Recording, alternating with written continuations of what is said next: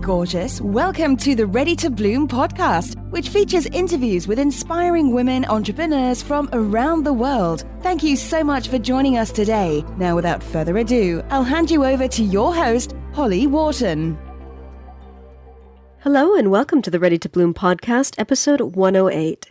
This is your host, Holly Wharton, and I'm here with today's special guest, Zoe Richards. Zoe is a business coach and best-selling author who achieves results with her clients that are visible on the bottom line. She consistently increases turnover by 100 to 200% within just weeks of working with her, and she reduces costs by as much as $80,000 per year, improving productivity and profits through her pragmatic approach. Welcome, Zoe. Hello, and thank you. Thank you. I'm so excited to talk to you about business stuff. Me too. I'm really looking forward to this. We originally met, for the listeners, so they know, through the Lucky Bitch group. And I've seen so many people just rave about working with you. So I'm just very excited to have you share your wisdom with us today on the podcast. Thank you. So why don't you start by telling us a little bit about your background and your business journey and how you got to where you are today with your business? Well, my background is quite varied. Some people say to me, you've done so many things. But, through everything I've done, there is actually a common theme, a common essence, which is all about communication and all about creating ripples, positive ripples, I hasten to add. Although there was a bit in my career where I think I might have been creating some negative ripples. I daren't say it, but I was Deputy Director of Human Resources for a huge hospital trust. And you can imagine, when you've got nearly 5,000 employees, you're not the most loved person. No, of course not. And you can't be the most loved person among all of those people. And, HR is in a difficult position because you're there kind of as negotiations between the people and the business owners and managers. People who did love me, mind you, were the unions. Of course. But I think it was because I was so honest with them. So when they would ask me questions, I would say the truth, which sometimes was that I didn't know. Mm-hmm. And sometimes was, it could be the scenario you've just painted. So let's make the best outcome for members. Mm. But, my career obviously involves human resources. I started at Bird's Eye Walls in Kirby before that was closed down in the 80s. Mm-hmm. And had a fabulous introduction to work life, really. It's a brilliant company to work with, part of the Unilever. And but from there, then moved on through higher education as Director of Staff Development. But my problem was I was too quick going through the layers. And so I realised, we'll be back in about 1995, I think, that I had gone too fast through the layers and that really I was missing bits that I needed to learn to be a really good director. So I set up my first business, which was Eden Consulting, and I was I'd go into different management consultancy stuff. I'd go into different companies. So my expertise was around working with dysfunctional teams. So, if you had a team that wasn't productive or a team that was causing problems, managers would get in touch and say, I've got a problem team. You need to sort out my problem team. And I'd discover it's actually a problem manager. Exactly. But it's so much easier to tell someone else to come in and fix your mess, isn't it? So I would always insist on managers being there because I'd say, well, you're part of the team. Yeah. So I had the management consultancy business going, which was hugely successful. I got to the point where I actually gave it up because I didn't have any more time in my life. But at the same time as doing that, my husband thought he was going to be made redundant. He was going to lose his job. And so I asked him, lying in bed, I remember that, lying in bed this one night, and said to him, so what would you do? If you could do anything, what would you do? And he went, well, I don't know, I'd own a shop. So the next day, being somebody who had a learning and development background, I got loads of pieces of flip chart out, sellotape them all together, and we created a mind map for setting up a shop. We folded it up, stuffed it under the living room sofa. A friend came round for drinks. In the middle of talking to him, I can't remember how he came to find this piece of paper. He must have dropped something and was feeling for it. And he goes, what's this? And I said, it's just a mind map. Rob and I came up with this harebrained idea of doing a shop. And so Dave opens it up and goes, this looks amazing. You two ought to do this. So we set up a retail business that was hugely successful. It was 485 square foot, including the stockroom. Wow. So it wasn't very big. And we turned over, so our income to the shop was £150,000 per annum. And we're talking we opened it It was actually on the day that the bomb went off in Manchester, which I think was 1996 or 7, around about then. And we kept the shop going up until the end of our lease in, I think it was mid-2000. And then on top of that as well, I was at a business-to-business convention as Eden Consulting. It was really dead. Got talking to 2 guys who were setting up a local radio station.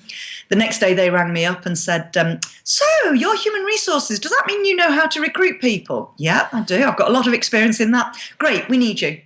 And so they got me on board to start off just helping them recruit volunteers. And I actually became one of the team that set the local radio station up in our area. Which we sold 2.5 years later for £2.5 million. Excellent. So that was my initial introduction into having a business. And then I worked corporately from mid-2000, September 2000, through till November. In fact, I could give you the exact date. It's etched on my brain. I walked out of the office, my boss's office, on 27th of November 2007. Wow. And never went back. I decided the F word had been used once too often too. And I'm not averse to swearing. I swear. Yeah, but you should be swearing at your people that are working with you. So, yeah. Exactly. And not in every single meeting and not every third word. And, I just had enough one day. Left and didn't have any business ready to go with, but I had been doing photography as a hobby. So I set myself up as a photographer. Became hugely successful with it, but at the same time, people spotted that I knew about business, and they started approaching me to coach them, and hence the business coaching was born. So there we go. That's the potted history of Zoe Richards. All these different things came together to make what you're doing today. Yeah, and I love it. I feel like I'm an incredibly lucky woman. And I have to say, by the way, Holly, I haven't always been happy. Things haven't always gone right for me. If anybody wants to watch it, there is a YouTube video why I decided not to kill myself. And I genuinely tried to take my own life. Oh. I sat on the beach. I live by the beach. And I took the car onto the beach. It was in the days where you could actually drive onto the beach. They don't allow you to do it anymore. I don't think it's because many people did what I tried to do, but you're not allowed to do it anymore. And I almost took my life. The only reason I didn't was because somebody else was on the beach and I was waiting for them to go. And by the time they left, I'd started a pros and cons list in my head. Oh, my. And I think if you've started a pros and cons list, you're not quite ready. You're not committed to actually... And the biggest reason why I decided not to take my own life was... when I drive into the sea, salt water's going to get into the exhaust and Rob won't be able to drive the car again. Forget the fact he wouldn't want to drive a car his wife had tried to take his life. Exactly. The salt water is what bothered me. It's the technical problems with suicide that get in the way. Yeah. So at what point... Today I've come away from there and I'm now a very happy person. That is excellent. So at what point in your career and your life did that happen? How did you reach that low point? Well, the low point had a mix of things. I describe it as I went from somebody to being nobody. And so, I'd been somebody in work as Director of Staff Development. I was somebody in the higher education field as well. I used to go around the country speaking at large events to very large audiences, like 1,000 in the audience. And so I was somebody in my work context. I had been somebody in the family because I'm the youngest, and the youngest has always got a role to play. But my sister dared to get diagnosed with a brain tumour. So I stopped, and that sounds awful the way I just described it. And she has subsequently passed away, which is very sad. And I do miss her. But at that time, it was like, she's got diagnosed with cancer and I'm no longer important to my parents. They don't want to know me anymore. And that was quite hard and strange. And I'd also had a daughter who, my husband wasn't the slightest bit bothered about having kids. When we had the first scan, he thought it was very interesting from a scientific and biological point of view. But then he had this little bundle placed in his arms and he fell head over heels in love. And the two of them are still, she's 23 now, the two of them are still incredibly close, which I love to see. I haven't got the same relationship with my father and I wish I did.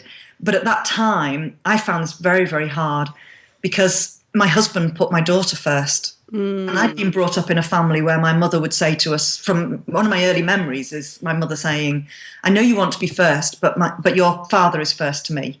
And my sister and I had that said to us all our lives. And so, of course, my expectation was I'd be first to my husband, surely. Of course, that's how it works. Yeah, but didn't. But also, when I look back, I think I probably had postnatal even, depression. But because I'm somebody who puts a happy face onto things, nobody noticed it. So all of that combined took me down the road of being ready to take my life. This is a bit that makes me laugh now. But when I went to the doctor about it all, having tried to take my life on the beach, he said to me, I'm not going to prescribe drugs to you to start off with. I've decided what I'm going to do is I'm going to prescribe you a fit prescription. So I want you to go for walks on the beach. Oh, God. Poor man, he didn't know what hit him. So, yeah, that specifically on the beach. Yeah, well, it's because we live in a seaside resort. So, you know, everybody always says, oh, go for a walk on the beach. The wind will blow away any cobwebs. Yeah, that one didn't work for me. Okay. Yeah, probably not the best advice for that specific situation. So how did all of this, these situations that culminated in you sitting on the beach in your car, how did that lead to what you're doing today with Lemonade Life? Well, of course, you then start to fight. And I mean, fight for your own life. You know, once you've decided not to take your life, you've got two choices. One is to stay in this god-awful place that you're in. And it was a dreadful place. And I'm sure that some of your listeners will understand this as well, where every day you get up and you hate yourself. In fact, you're dragging yourself out of bed. You hate yourself, you hate what you're doing, you look in the mirror and you don't love yourself. And you feel like a fraud. Yeah, you know, and I didn't believe in myself at all. Yeah. And so, yeah, that is one place you can be, or you can make the decision to start changing. Now, the first 2 years, very, very tough. It was more downs than ups. But once I started to pick things up and listen to my own advice, things that, you know, for example, I used to run a stress management course as part of my consultancy. I'd be taken into companies and I'd be delivering this stress management stuff, which I'd researched in depth. Did I listen to it myself? Not at first, but then I started to listen to it. So I went off and learned Reiki. I went off and learned aromatherapy. I started to learn meditation through some Buddhists came to town and they started to teach meditation, which was fabulous. I need to get back into that at the moment, actually. And so I just started to use these kind of things. But I also started to use tips that my mum had given us. So my grandfather was a prisoner in Changi Camp. And if anybody who knows about Changi Camp, it was considered to be the worst prisoner of war camp for Second World War. And so he came back a broken man. But his way of dealing with it was, and he'd been somebody and became nobody, his way of dealing with it was to be quite abusive from an emotional point of view, psychological point of view, to my mum and to one of her brothers. And so she learned techniques to help her live through it. And so when we were children, she would tell us these techniques. And of course, you know, you don't like to listen to your mum. And I started to take on board some of these techniques. Now, one of them people will know about nowadays because of the Dr. Amy Cuddy TED Talk as the Wonder Woman pose. Well, my mum used to just say to us, stand up, hands on hips, chin up, and it makes you feel better. Now I know the Dr. Amy Cuddy talk. I understand the science behind it. I didn't know there was science behind it back then. Yeah, it just sounds too easy to have science behind it, doesn't it? Yes, exactly. But there is, and it works. So I started doing that. I started doing things like I used worry dolls, and I got worry dolls for my daughter as well, so that when she was being bullied at school, you tell each doll a worry. And then you put it away in the box. And so with How to Make a Lemonade Life, I actually have an exercise which you don't need to have the dolls, but you write down the things that you would want to tell your worry dolls. And then you have stress monkeys as well. So you then tell the stress monkeys what are the stresses that you've got, and then the monkeys can take the stress away from you. Oh, I like that. So there's all kind of exercises that we've been brought up with, and I have now been using them for years, and they work. And some of them have become really fashionable, like gratitude journals. Well, when we were kids, if we'd come home after a bad day, believe me, it was just one bad school.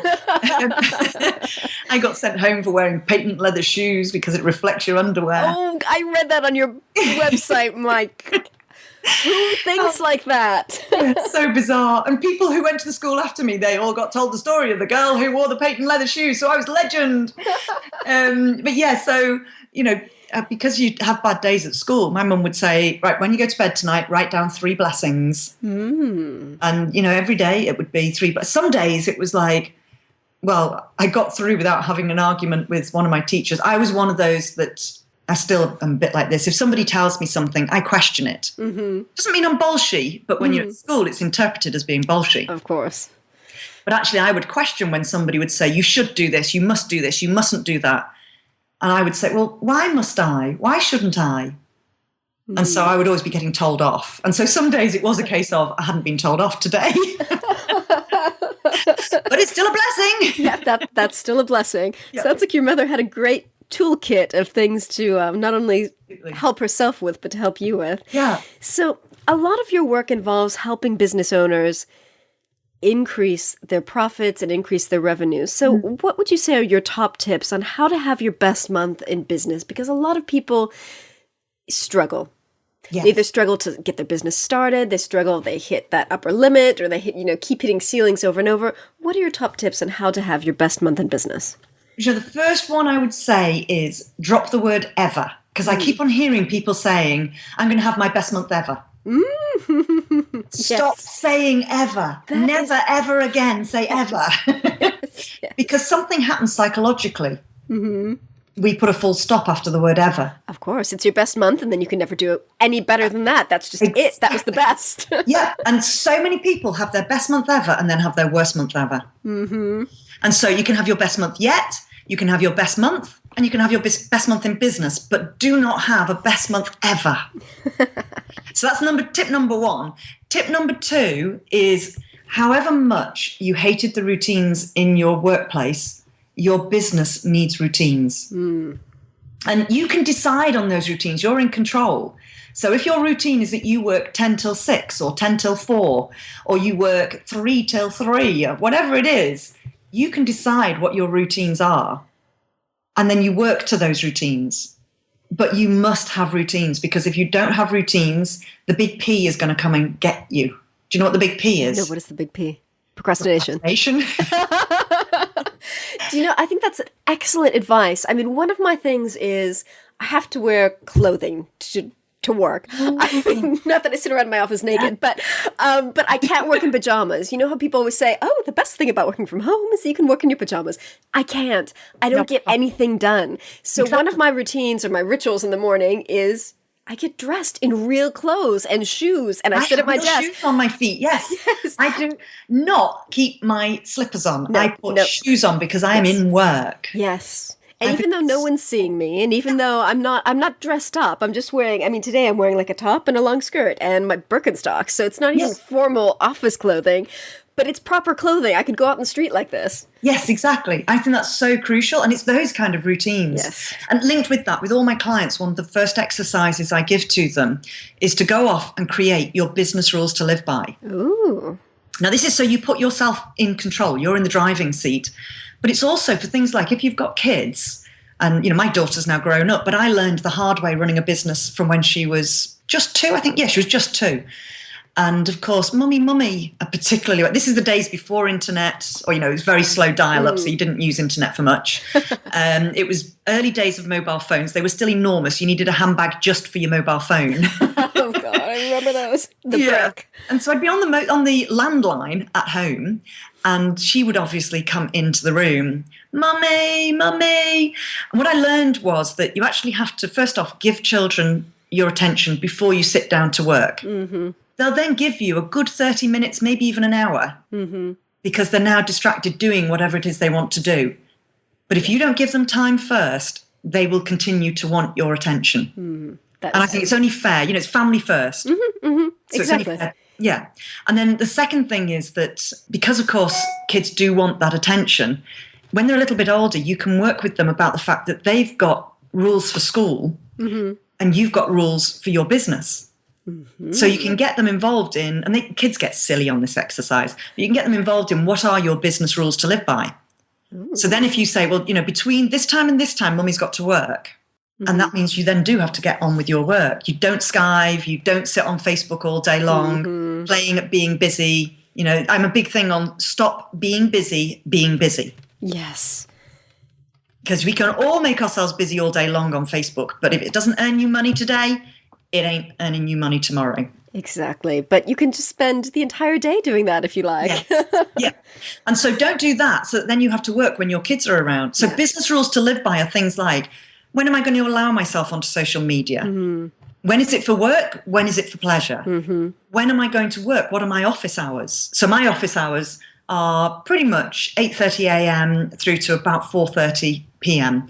I do have things I will do of an evening. And so so like on a Tuesday, I don't have clients during the day. I have things I do of an evening on a Tuesday. My Tuesday morning's my own. I can do whatever I want because my Tuesday evening belongs to my business. So business rules to live by is a really important thing around those routines. So that's another of my top tips. And then the third and most important top tip for having a best month in business is learn how to enjoy selling. Because you will never make good money in business if you do not learn to love selling. That is so true.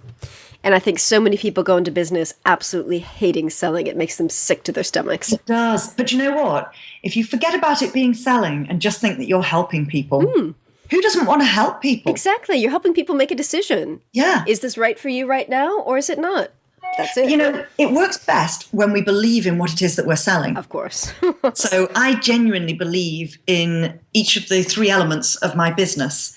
And I know that everything that I sell, I have absolutely no issue at all. I have no qualms, no worries about the fact that it is a brilliant product. It might not be brilliant for you. Exactly. That doesn't stop it being a brilliant product. So I still can sell it with that enthusiasm and excitement because I believe in it and I know that it's going to help somebody. And if it ain't you, it might just be it's not you today. When somebody says no, by the way, they're saying no, not now. And that no, not now might be because they currently know more than you, or it might be because they've already bought what you're selling, or it might be because they've not got enough money. Whatever the reason is, it's just no, not now. Yeah. Yep. Or they could be in the middle of another course that they want to finish because they know they can't focus their brain on two things at once. So many reasons. Exactly. Yeah. So don't take no as a no forever. You just take it as a no, not now. Yep.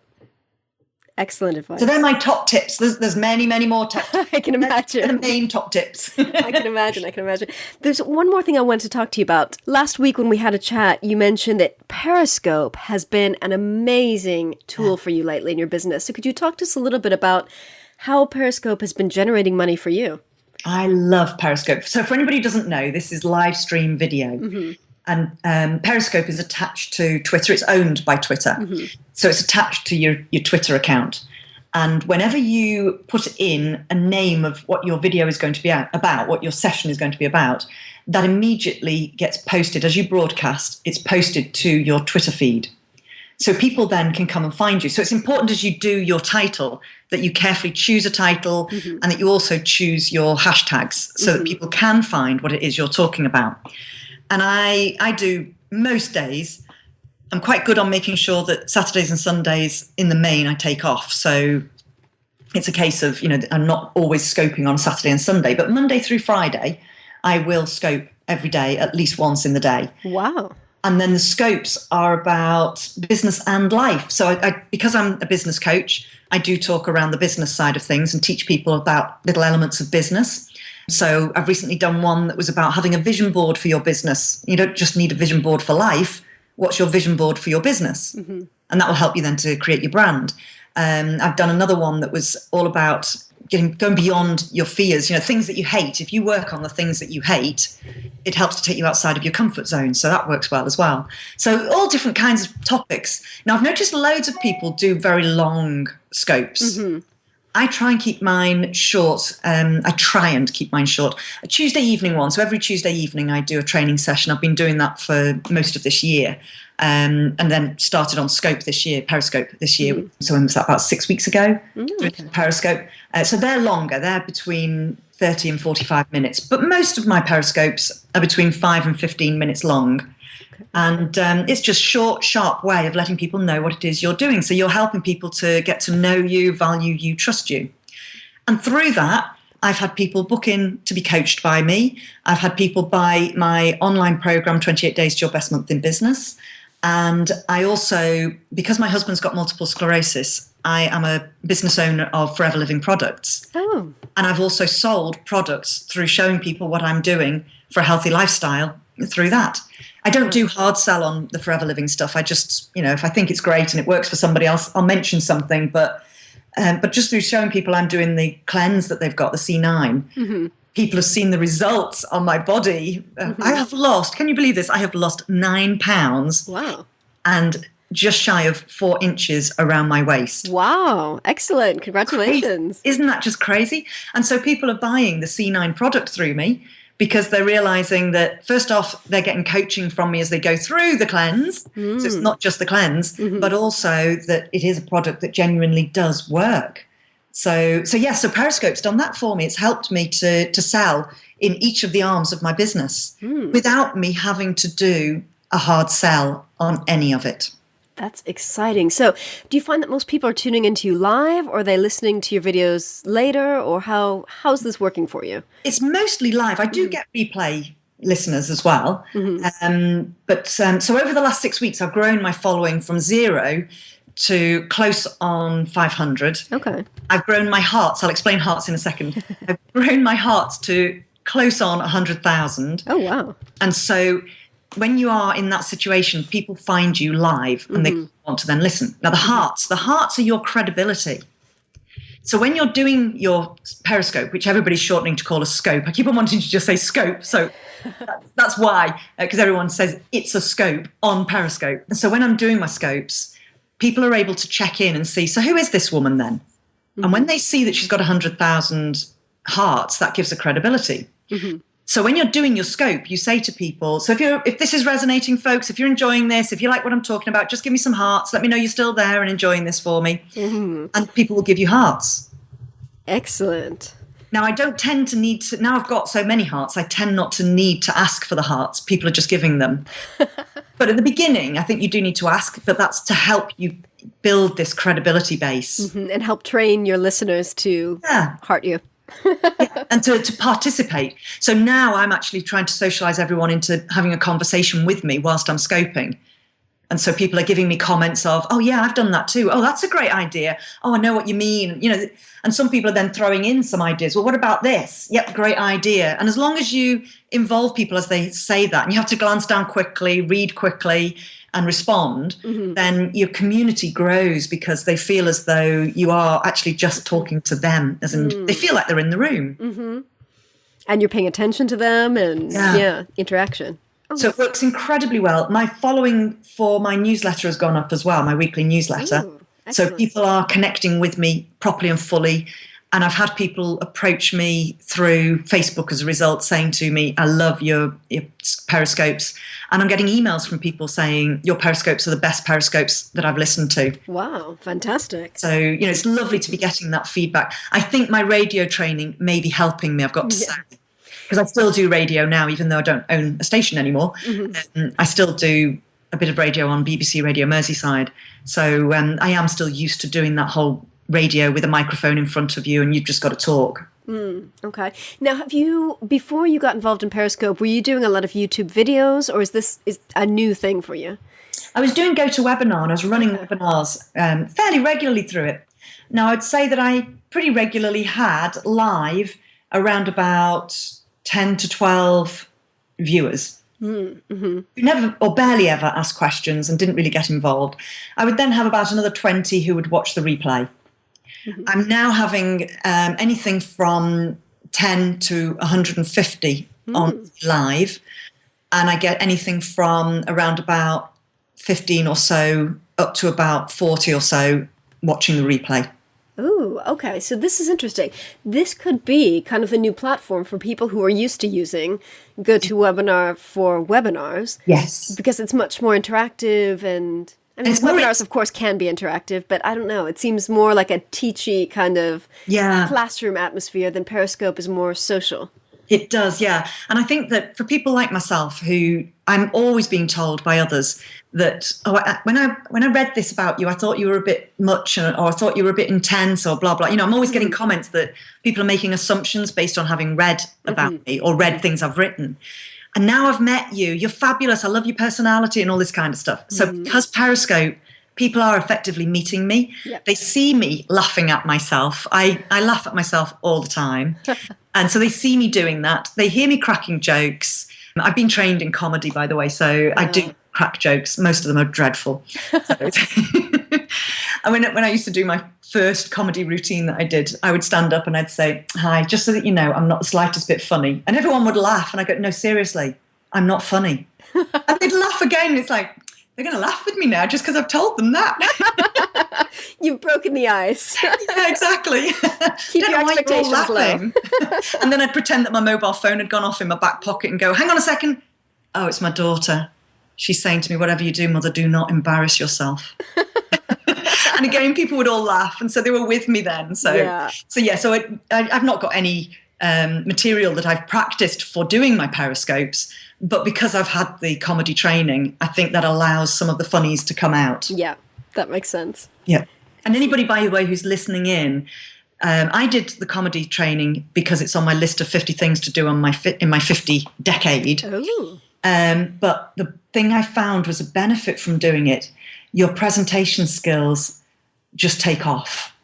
So anybody who's wanting to do public speaking or who is already doing public speaking, go and learn how to do comedy. Find a comedy course local to you. Your presentation skills will go up phenomenally as a result. That is excellent advice. So was this a stand-up course or what? Yeah. Oh. It's such great fun. It's also the scariest thing you'll ever do in your life. I can imagine. Doing the zip wire was so much easier than standing up in front of 100 people and trying to make them laugh. Yeah, I can imagine. It does not surprise me. Excellent. So Zoe, do you have any women business mentors, or are there any women in business who inspire you? Do you know, I have people who, they're not necessarily big name people. Some of the big name people I don't find that inspirational anymore. And it's only because they kind of get caught up in their own celebrity. Yeah. Which I think is a bit of a shame. Yeah. So some of the people I find are the strongest for me are not hugely known. The one who's an exception, who is well known, is Denise Duffield-Thomas. Yes. As you mentioned at the beginning, we met through Lucky Bitch. So, you know, the Lucky Bitch bootcamp for me, it's not all new stuff, but it's the way that Denise does it. And she's so personable. She laughs at herself, which I like. You know, I love the fact that she just says it as it is and keeps it real. Yes. So, you know, she for me is somebody who I really do admire a lot. So, yeah, she's well up my list. There's then a woman who I doubt many people will have come across, but it's well worth your while looking her up. Her name is Amber Liliastrom. Okay. Now, I was actually Amber's coach, but, you know, I adore that woman, and she is fabulous. She's well worth looking up. She is just such a beautiful, spirited woman. Say hi from me. Okay. If you go and talk with her. She's a branding coach. Although I've got to say, I'm sure that, although I've not been coached by her, I'm sure that her coaching goes well beyond that, because she's so much more than a brand coach. She knows a lot about a lot of things, and, you know, marketing in general and how to make your business succeed. And she's gone from being at rock bottom. She almost lost her life when she gave birth. And she's gone from that, of having to bring herself back around again and have a life, to having a hugely successful business in under 18 months. Oh, excellent. So, you know, she to me is just such a fabulous role model, and somebody who I think more people should know about. She's US based. In the UK, I have two people again who are probably not very well known. One is called Maggie O'Carroll, and she runs the women's organisation in Liverpool. I've just come up with a third person who I really admire as well. So Maggie O'Carroll, she's fabulous. She's Irish, and she's got a brilliant Irish sense of humour, and she says it as it is, and she's a real good, strong feminist, and she's so good for Liverpool and so good for women of Liverpool. I really do admire her a lot. Another woman in Liverpool who is creative director for a hotel group, the Hope Street Hotel in Liverpool, Mary Coulter. She's such a gentle, spirited woman, amazing to be around. You cannot help but feel so warm when you've been with Mary. So a very, very amazing woman. And then more nationally based. Oh, her name has just gone straight out my head. Isn't that just typical? Lynn Parker. She goes into organisations and talks to them around how to bring humour into the workplace. And I love the work that she's doing for women, helping women to be comfortable with their own humour, comfortable with themselves, and comfortable in a man's world as a woman. Excellent. Thank you. So those are three women that I really admire. You know, people probably expect me to come up with things like the Marie Forleos of the world, but, you know, I just think some people have got it right at the right moment. There are other lesser known people who in the background are doing real things that make a real difference for women in the world. And those three women stand up high for me on that. Excellent. There is a fourth woman who I think's amazing. Okay. Can I mention the fourth one? Of course. My daughter, who was diagnosed as dyslexic, dyspraxic, and high-functioning autistic. And at 9 years old, we were told, don't expect your daughter to ever pass any school exams. So in October, she starts her PhD. Oh, congratulations. I am just so proud beyond belief. And she just refused to accept what people said about her. Yeah. She knows she's a clever woman. She might not be traditionally clever, and she'll do it in her own way. Yep. Excellent. So, it means she's taking 6 years to do the PhD, so, you know, mum's financing that for the next 6 years. But she's doing it. She is, and I just think it's amazing. And so, you know, there's a story in there for people who feel that life can be tough. Yes. You know what? Even when life is tough, you can still find ways to do what you want to do. Definitely. Do it your way. Yeah. So, Zoe, how can other women in business benefit from working with you? What options do you have? Well, there's my online programs. So I have 28 Days to Your Best Month in Business. Next intake will be starting 1st of October. Okay. I also have How to Make a Lemonade Life, which is when you want to turn life's lemons into lemonade. It's the recipe for how you make that lemonade life. And that's actually going back on sale. It's been off sale for a short while because I'm improving it and making it so it flows much more easily for people. So that the program itself reflects having a lemonade life. And so that goes back on sale mid-September. Okay, great. People can also work with me one-to-one coaching. So I actually am very unusual as a business coach because I followed that model of put your prices up, put your prices up, put your prices up. And then I realized, you know what? I actually don't want to do that. I want to help people who want to turn their business around, which actually often means that they haven't got enough money to pay $5,000 for 3 months. So I have very cheap packages, which mean if you wanted to work with me for 3 months, you can do it now for $2,500. So, but you can also work with me on a one-off session, and you can work with me for just 3 or 4 sessions. Great. So yes, I've got that option for people to work with me as well. But if people just want to get to know what I'm like, the easiest starting point is to watch my Periscopes. So they can find me either hashtag Zoe Richards or at Success Revolution on Periscope. Excellent. Yay. I'm so glad that you said that. I was going to say, better be Periscope. Yes. I love Periscope, and it just fits so well for my personality. And I've now got a tripod to make it that I can put my phone on it. So you've got to watch me so that it was worth me buying the tripod. It's so nice to have a tripod for your phone. I got one earlier this year. It just makes everything so much easier. It does. It's brilliant. Well, thank you so much for joining us today. You've given us such fantastic, practical advice, and it was such a pleasure to have you on the show. Thank you. I've loved being here with you. It's lovely being interviewed by you because you've got such a beautiful interview style. So thank you. Thank you. That's good to hear. I really enjoyed myself. Great. So did I. And thank you so much for listening. And remember to visit readytobloom.com/108 for the show notes on this episode. Thank you.